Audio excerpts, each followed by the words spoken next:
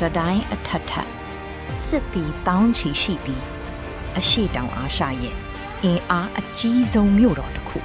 ဒါပေမဲ့ဘရင်နောင်စစ်ချီလာတဲ့အချိန်မှာတော့အယုဒ္ဓယရဲ့ကံကြမ္မာဟာ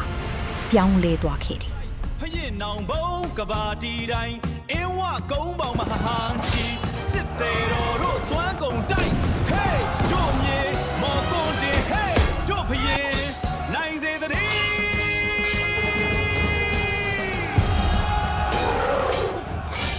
1963ခုနှစ်နောင်ရိုးတိုက်ပွဲမှာအောင်ပွဲရခဲ့တဲ့ဘရင်နောင်ဟာ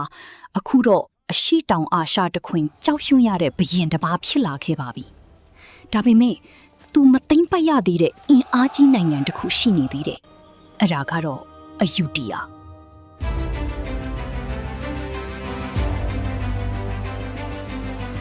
။အဲ့ဒီခေတ်အခါက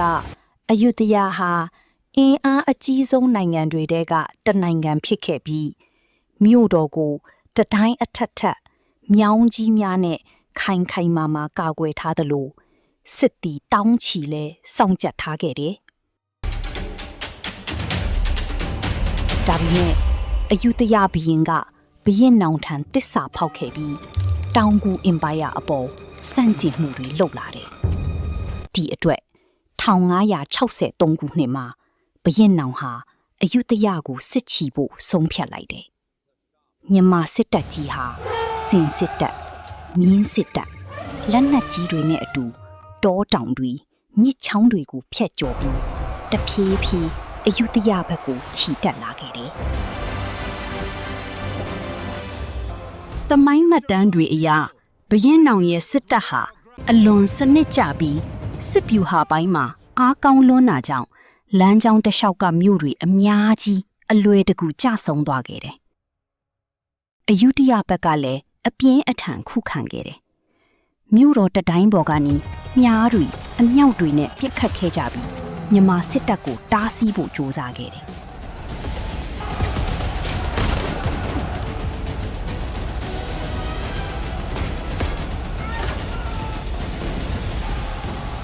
ဒါပေမဲ့ဘုရင်နောင်ဟာတိုက်ရိုက်ဝင်တိုက်ရုံမဟုတ်ဘူး။မြို့ကိုဝိုင်းပိတ်ပြီးအစာရေစာနဲ့အကူအညီလမ်းကြောင်းတွေအကုန်ဖြတ်တောက်လိုက်တယ်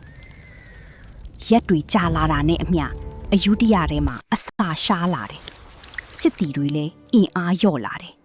။နောက်ဆုံး1969ခုနှစ်မှာအယူတယမြို့တော်ကျဆုံးသွားတယ်။ဒီတိုက်ပွဲပြီးနောက်ဘုရင်နောင်ရဲ့အင်ပါယာဟာယနေ့မြန်မာထိုင်းလာအိုနဲ့အနီးအနားဒေသအချို့အထိကျေပြန့်လာခဲ့တယ်။သမိုင်းမှတ်တမ်းတွေထဲမှာဘုရင်နောင်ကိုအရှိတောင်အာရှရဲ့အင်အားအကြီးဆုံးဘုရင်လို့မှတ်တမ်းတင်ထားကြတယ်။ဘုရင်နောင်နဲ့ရွာဆန်ပြီးနောက်ဒီအင်အားကြီးအင်ပါယာတွေဟာတဖြည်းဖြည်းပြိုကွဲသွားခဲ့ပါတယ်။ဒါပေမဲ့ဘုရင်နောင်ရဲ့နာမည်ကတော့စစ်ရှုံးနိုင်ငံတစ်ခုရဲ့ဘုရင်မဟုတ်ပဲအရှိတောင်အာရှတခွင်ကိုတုန်လှုပ်စေခဲ့တဲ့ Legendary King အဖြစ်သမိုင်းထဲမှာအမြဲတမ်းမှတ်တမ်းတင်ချန်ရစ်စီခဲ့ပါတယ်။သူ့ရဲ့စစ်ဗျူဟာရေးစွမ်းတတ္တိနဲ့နောက်ဆုတ်လမ်းမရှိတဲ့ဆုံးဖြတ်ချက်တွေကယနေ့အထိတိုင်းလူတွေကိုလှုပ်ဆော်နေသေးပါပဲ။တင်တိထားတဲ့ဘုရင်နောင်ရဲ့စစ်ရေးသမိုင်းတွေရှိရင် comment မှာမျှဝေပေးခဲ့ပါဦး။အဆုံးထိကြည့်ရှုပြီးတဲ့တယောက်ချင်းစီတိုင်းကိုကျေးဇူးတင်ပါတယ်။